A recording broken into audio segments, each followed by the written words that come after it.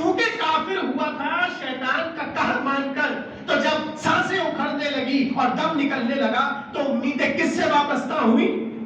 شیطان سے، کیونکہ اس کا کہا مانا تھا۔ مگر قرآن نے نقشہ کھینچا، شیطان کی عادت تو یہ ہے کہ جیسے ہی انسان کا دم نکلتا ہے اور اس کی بات مان لیتا ہے اور اب وقت آخر اسے دیکھتا ہے کہ میری مدد کر، تو شیطان کہتا انی اخاف اللہ، میں تو خود اللہ سے ڈرتا ہوں، میں تو خود اللہ سے ڈرتا ہوں، میں تمہاری کیا مدد کروں گا۔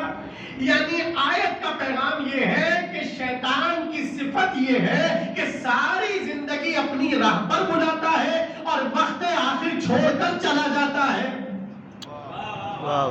تو اب جس انسان میں یہ صفت ہو وہ مثل شیطان ہے۔ بھائی توجہ، یعنی تاک میں بیٹھا ہے کہ میری راہ پر آ جاؤ، میرے راستے پر آ جاؤ، میرا کہا مان لو، میں جو کہہ رہا ہوں وہ کرو، مگر جیسے ہی وقت آخر آیا چھوڑ کر چلے گئے۔ یعنی اللہ کہنا یہ چاہ رہا ہے ایسے لوگوں کی راہ اپناؤ کہ جو زبردستی تمہیں اپنے دروازوں پہ نہ بلائے، پہلی چیز، اور دوسری چیز کہ جب تمہارا وقت آخر آ جائے تو تمہیں چھوڑ کے بھی نہ جائے، بلکہ اس منزل پر تمہارے مددگار ہو۔ دیکھیے اگر میں ابھی اسی بات کو طول کی طرف لے جاؤں اور گفتگو کرتا رہوں تو بات سے بات ہوتی جائے گی، گفتگو لمبی ہو جائے گی، تفصیل ہو جائے گی۔ میں آپ کو ایک چھوٹا سا واقعہ سناتا ہوں تاکہ آپ فوراً سے اس بات کو سمجھ لیں۔ سب کی توجہ ہے میرے ساتھ۔ مولا کائنات علی ابن ابی طالب علیہ السلام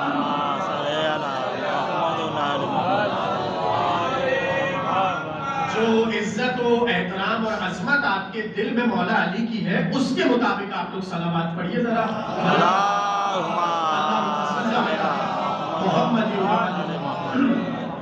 یہاں تک ہے نا سب کے بحث۔ اب واقعہ سنیے کہ تمہید تھی، واقعہ اگر پہنچ گیا تو سمجھے آج کی مجلس ہو گئی۔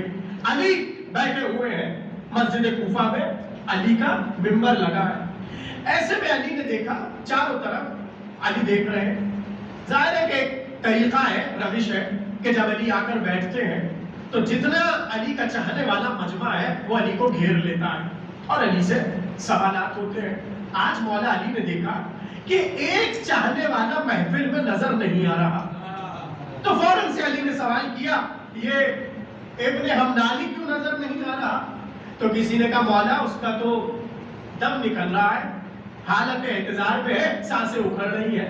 جیسے ہی مولا کو پتہ چلا کہ سواری تیار کرو، علی سواری پر بیٹھے اور ابن حمدانی کے گھر پہنچ گئے۔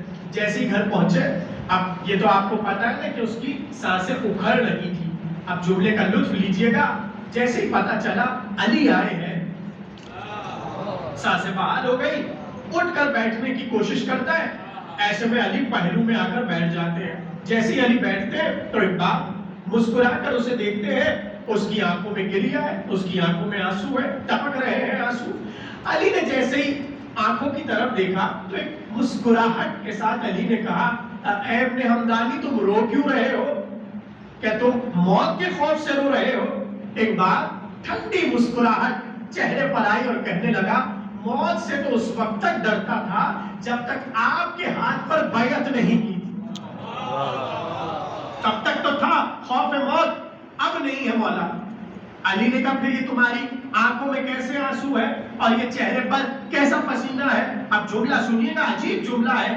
ایک بار مسکرا کر کہنے لگا مولا نہ موت سے خوف کھا رہا ہوں، نہ زندگی کی سانسیں ٹوٹنے پر غمزدہ ہوں، بلکہ غم اس بات کا ہے کہ جب سے آپ کی بیعت کی تھی اور کلمہ لا الہ الا اللہ پڑھا تھا، اس وقت سے میرا طریقہ یہ تھا کہ روز آپ کے چہرے کی زیارت کرتا تھا۔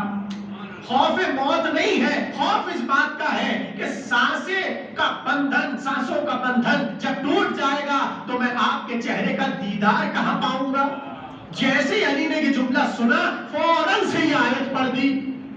پتہ نہیں آپ سمجھے کہ نہیں سمجھے، علی نے یہ آیت پڑھ دی کمثل الشیطان اذ قال للانسان اکفر فلما کفر قال انی بریء منک انی اخاف اللہ رب العالمین۔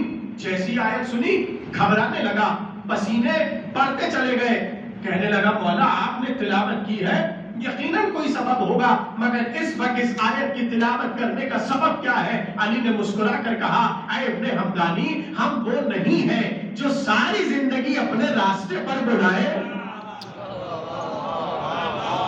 یہی تھی منزل جس کو آپ کو جاگ کے سننا تھا۔ مسکرا کر کہنے لگے ابن حمدانی، ہم وہ نہیں ہیں جو ساری زندگی اپنی راہ پر بلائے اور